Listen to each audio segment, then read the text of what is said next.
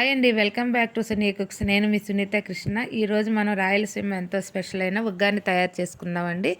దానికి కావాల్సిన పదార్థాలు ఇప్పుడు చూద్దాము. నేను ఆల్రెడీ అన్నీ రెడీ చేసి పెట్టుకున్నాను. ఉల్లిపాయలు, టమాటాలు, పచ్చిమిర్చి కట్ చేసి పెట్టుకున్నానండి. దానికి లెమన్ కావాలి. పల్లీలు కూడా నేను ఫ్రై చేసి పెట్టుకున్నాను. మిర్చి బజ్జీ కూడా ప్రిపేర్ చేసుకున్నానండి. దానికి ఒక పొడి వేసుకోవాలి. దానికోసం నేను ఎండుమిర్చి, పుట్నాలు తీసుకున్నాను. మరమరాలండి. దీన్ని మరమరాలు అంటారు, బొరుగులు కూడా అంటారండి. దీనికోసం మనం తయారు చేసుకోవడానికి ఫస్ట్ ఆయిల్ వేసుకుందాము. ఆయిల్ వేడెక్కుతుండగానే కొంచెం మనం ఆవాలు వేసుకుందామండి.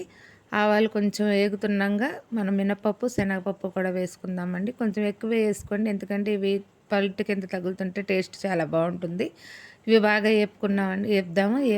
ఇవి వేగుతుండగానే మనం దీనిలోకి కరివేపాకు కూడా వేసేసుకుందాము. కొంచెం కరివేపాకు వేసుకుందామండి. ఇవి బాగా వేగినాక కరివేపాకు కూడా వేసుకుని కరివేపాకు కూడా వేపుకుందామండి. బాగా అది కూడా వేగాలి.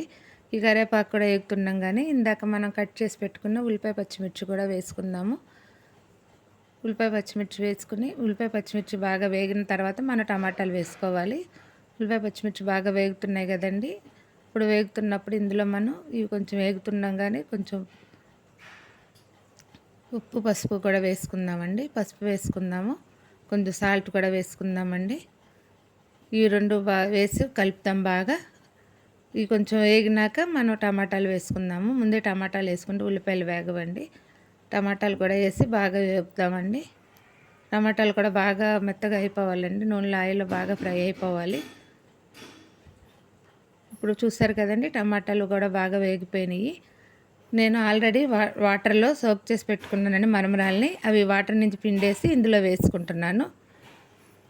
మనం సరిపడా వేసుకోవాలండి. తడిపితే కొంచెం అలా కనబడతాయి. ఇప్పుడు నేను చేసే ఉగ్గాని 3 దాకా వస్తుందండి.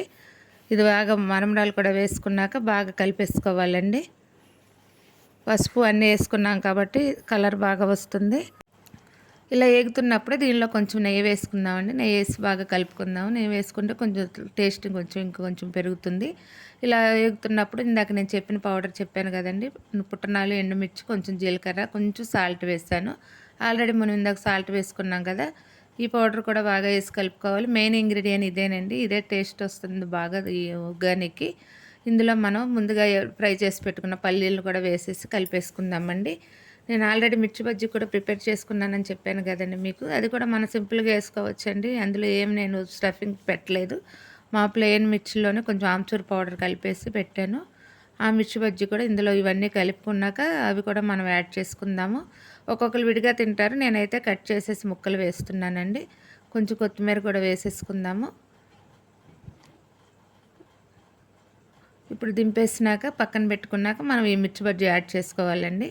మిర్చి బజ్జీ కూడా యాడ్ చేసుకుని ఒక 2 మినిట్స్ అయినా కొంచెం చల్లారినాక నిమ్మరసం కూడా వేసేసుకుందాము. ఆల్రెడీ వేసేసానండి నిమ్మరసం కూడా. చూసారు కదండి, ఉగ్గాని రెడీ అయిపోయింది. ఈ రెసిపీ కనుక మీకు నచ్చినట్లయితే నా వీడియోని లైక్ చేసి, షేర్ చేసి, సబ్స్క్రైబ్ చేయండి. Thank you for watching.